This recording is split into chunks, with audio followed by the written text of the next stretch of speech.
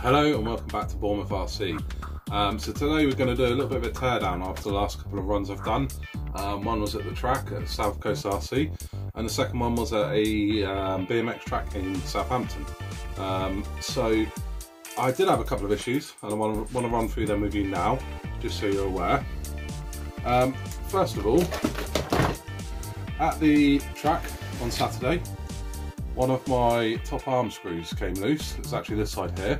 And as it came loose, it did lose the two shims tucked in here, which was a bit of an issue because at the track I didn't have any shims. I did put it back in, did carry on playing with the car, lots of backflips and stuff like that.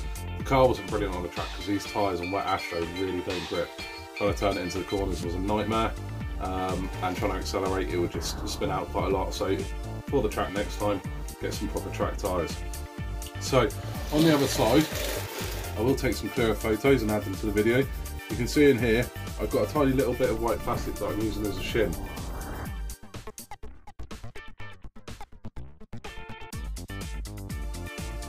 I lost the shims out on the track somewhere, and annoyingly, those shims only seem to be sold as part of the whole top arms. Now, when I was going to buy the arms, I was going to buy the RPM arms, obviously after I've broken them. There's no point buying them until I've broken them.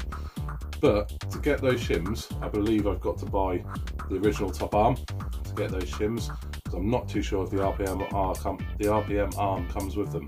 So temporarily, I actually had a small bit of plastic, a little bracket actually, that I chopped. It had a hole already perfect size. It was a perfect thickness. Chopped that down and put that in there, and it's worked absolutely perfectly fine. So all I'll see, I won't bother until I do the arms. I'll probably leave that in there. It's just as secure as the other ones.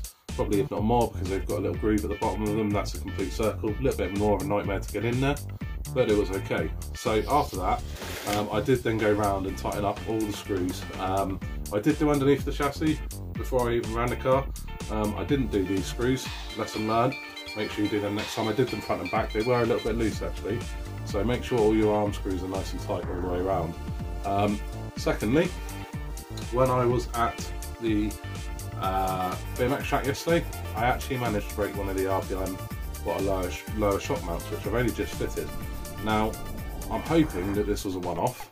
I did have spares with me, so I quickly chucked the spare on, didn't take long at all. This was before I actually started filming, just plugged the car in, did a couple of small jumps and came back and it was broken.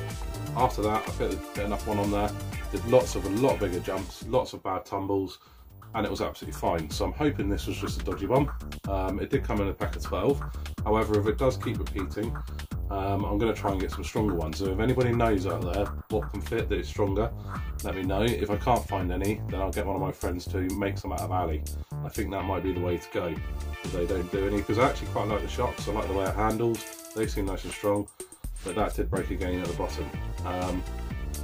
Don't know why, but it has done. People have said these are a lot better. So I will look at replacing them with something stronger if they keep going. If this was just a one-off and I don't get any more breakages, then I might just stick with them. Chassis still perfectly straight. The chassis supports I think really have helped with that. Obviously on the video of the upgrades, I have put in the fast track front and rear alley chassis mounts. They seem nice and strong. My chassis is still dead flat. I've got a very slight tweak bend to the rear shock tower after one of the tumbles, but it's only probably 1 or 2 millimeters out, so I'm just going to leave it for the time being. When I do eventually strip down the rear end, I'll straighten it then, because it's actually not affecting the car at all now. It's only very small, 1 or 2 mil. A couple of other things I've done to the car, I have changed it to the XT90 connectors, and I'm really glad I did. When I was at the track the other day, someone was running with the original connectors, the IC5s, but they also had it converted to a Dean's plug for their batteries, a little small converter. They had a nightmare at the track. Every time they bounced, every time they went over a jump, it popped out, and it was getting quite annoying for them. So I'm really glad I have changed them, because I haven't had one pop out at all. The other thing that happened yesterday, in the video I talked about the pivot nuts and tightening them up and how to do it. Now these actually, the top two on each side, the top ones on each side, both came loose yesterday, only very slightly, about 3/4 of a turn, but enough to give it a little bit of play. So I think that's just something to bear in mind, and that's something that's going to be quite common maintenance. The O-rings in there aren't good. They do fold up as you tighten them up. They are just too weak. They're the right size. I do have some other O-rings. I tried it on earlier. They are all too thick to go in the hole because they're from automotive. So just stuff I had lying around in my toolbox. So they do come loose, which isn't brilliant, but if you keep an eye on it, every time you go it out, when you bring it back in, just make sure they're tight again, is good. So that's worth thinking about. So that was it really with this car. All still ran. I had to change a bottom shock mount while I was out. It only took a minute or two, which is fine. I don't mind doing small things like that. But all in all, pretty good. Just keep an eye on those top screws. I would change these plugs straight away to XT90s. They're really secure.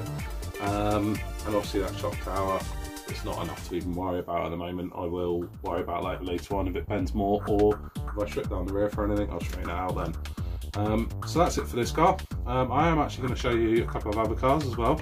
So,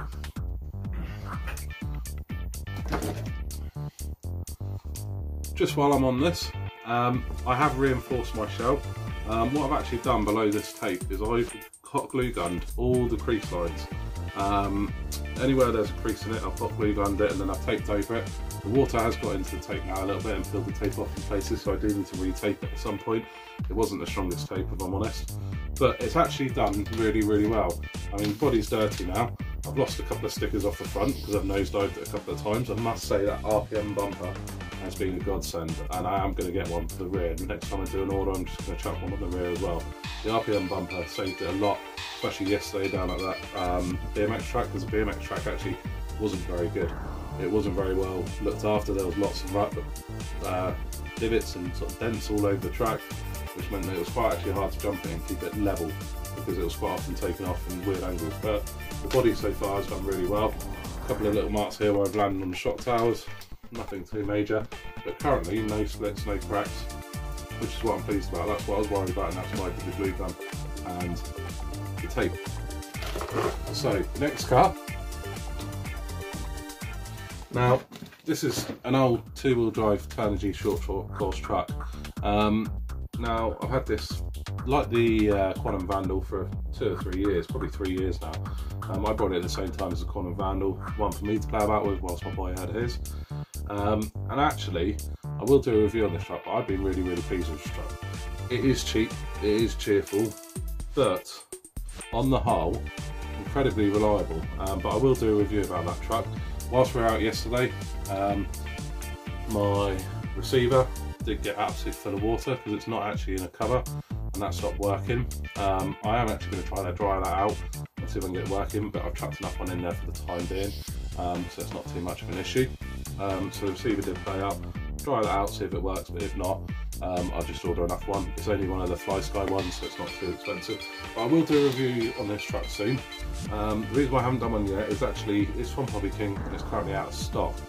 But I will do a review soon because it does come back in stock. I actually do quite well recommend this car.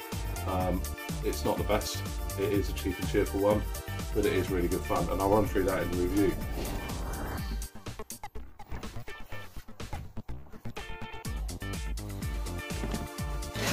So next is the Quanum Vandal. Now, I did a review on this truck very, very recently, and it's online. If you go onto my page, make sure you subscribe though if you like the videos. Go onto my page, there's a review about this truck, and on that I said we very, very rarely ever broken it. It's typical the next time we go out and use it, which was yesterday. He did break something, my boy did break something. What he actually broke was one of the pins down in the centre of the drive shaft, sorry, down on the ball joint of the drive shaft of the steering. Now that pin snapped off, the ball joint, the drive shaft, the cup, everything was still there, just that pin had gone and snapped off. So quite an easy fix. I didn't have a pin about, but I made one out of a old steering servo arm that was quite tough. I'm hoping that's tough. If not, tough enough, but if it does snap or go again, then I have got a drill bit that will fit quite well into there, so I will cut that down, but obviously that's a bit more cutting than the steering servo arm did. But again, took this out yesterday. Apart from that one, made it really rear-wheel drive because the diff was losing all the power at the front. I've actually recently changed the ESC. I had one lying about. The other ESC got absolutely soaked again yesterday. My boy managed to run both this one and the other car straight through massive puddles. These aren't fully waterproof cars, so it's just typical that he managed to hit them. Again, I'm going to try and dry it out. I think I'll be able to dry it out because most of the time if you leave them a little while, they have come back to life. That is just pure luck though. Sometimes if it gets water into any of the circuitry, yeah, I've had it. Sometimes it works, sometimes it don't. So I'll chuck them both in the radiator and just leave them to dry out for a little while, see what happens. Again, no, yeah, good fun with this little thing, and I've recommended this one in the video. Have a little look at that video if you want to have a look at it. Perfect RC car for a young child. If you want to go seriously heavy bashing, not the car for you. If you want to go out and have a bit of a laugh, or your boy wants to, or girl wants to have a bit of a laugh, perfect RC for a little child. So really, really good. Someone at the track on Saturday had the FTX version, managed to break the chassis. Obviously he was doing a lot bigger jumps than my boy was. Managed to break the chassis, but £8 and he's got a complete new chassis, or as I said before, £19 and you get an aluminium one. So that's the 3 cars. We have had to do a little bit of maintenance on all 3 of them, but on the whole, really, really good. The only thing that I was a bit annoyed about was the RPM bottom shock link, but if that is just a one-off, it'll be fine. If not, I need to find a way of getting some stronger shock items on them. So that's it. That's all from Bournemouth RC today.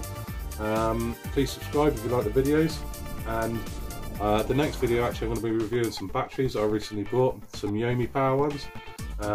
So yeah, please have a look at that if you'd like to. Thank you.